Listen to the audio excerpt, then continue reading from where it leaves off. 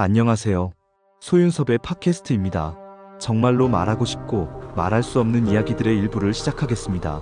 한국 사회는 대선이 끝나고 새로운 정부가 들어섰습니다. 여야의 입장이 바꿔졌지요. 하지만 한국 사회의 고도 갈등과 사분오열은 여전히 내재적입니다.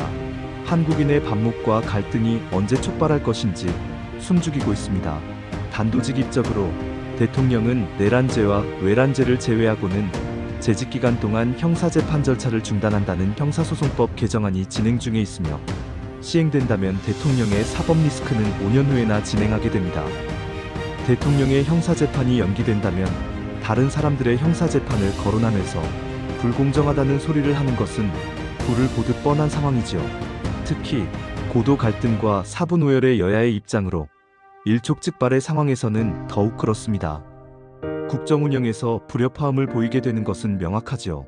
거대 여당의 상황으로도 국정 운영은 진행할 수 있겠지만 독단으로 보이기가 쉬워집니다.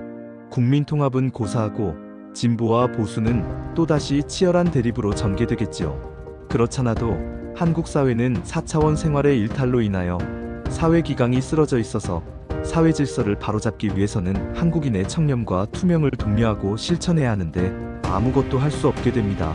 매년 발생되는 임금 협상이 파국으로 치닫게 되면 진보의 노동계조차도 등을 돌릴 수밖에 없는 것은 한국 사회의 모습이지요. 하물며 서로 적대시하는 진보와 보수의 환경에서는 두 동강이로 나눠지는 것도 아닌 두 개의 나라가 한국 사회에서 생기게 됩니다. 미중의 패권 다툼과 관세 전쟁으로 인한 여파는 경제 불황과 함께 한국 경제를 어려움에 빠뜨려 놓았습니다. 한국 사회가 상황을 대처하기 위해서는 여야가 혼연일체가 되고 진보와 보수의 한국민이 하나가 되더라도 대응은 순조롭지 않는데 고도 갈등과 사분오열의 한국 사회는 어떻게 될까요? 한국 사회의 경제계가 하나로 나서지 못하고 각자 도생으로 나서게 됩니다. 물론 사법 리스크가 유죄로 확정이 되든 무죄로 확정이 되든 재판 과정의 모습 자체가 국내외적인 국정 운영의 걸림돌이 될 수밖에 없는 상황도 명확하기에 5년으로 연기하는 것은 국정 운영의 고충이겠지요. 대통령이 한번 해보고 싶은 것을 마음껏 해보고 나서 5년 후에 책임을 지겠다고 하더라도 실현할 수 없습니다. 국정 운영은 대통령 개인이 하는 것이 아니라 여야의 정치인과 진보와 보수의 국민이 함께하는 것이기 때문이지요. 한국 사회의 오늘날은 진퇴양난에 빠져 있습니다. 한국 사회의 진퇴양난에 하나 더 추가한다면 4차원 생활의 사회적인 일탈이지요. 4차원 생활은 세상 어디서든지 형편없지요. 선발주자의 4차원 생활도 그렇다면 한국 사회의 4차원 생활은 말할 필요도 없습니다.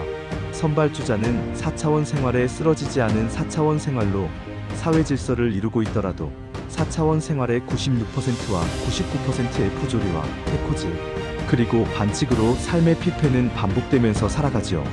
한국 사회는 4차원 생활의 일탈 속에서 비사차원 생활의 한국인의 삶을 잃어버렸습니다. 한국 사회를 선진국으로 올려놓았던 비사차원 생활이었는데도 말입니다. 반면에 4차원 생활은 한국 사회를 혼란으로 주저앉게 하였지요.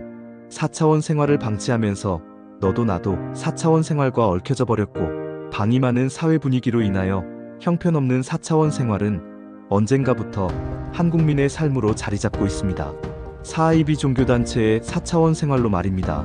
4차원 생활과 연관되는 독립운동, 보국안민, 민주화 등의 사람들은 4차원 생활에 쓰러지지 않거나 거부하고 견뎌가는 것으로 독립운동, 보국안민, 민주화 등을 실현하였다는 것을 알고 계십니까? 4차원 생활은 폐쇄적인 환경의 96%와 개방적인 환경의 99%는 형편없는 4차원 생활에 쓰러져 있었다는 것을 알고서도 형편없는 4차원 생활을 한국 사회에서 방치하시겠습니까?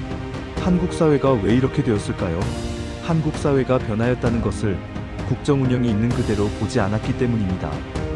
국정 운영은 지도자이든 정치인이든 국민의 눈높이에 맞춰야 한다는 국정 철학이 있지요.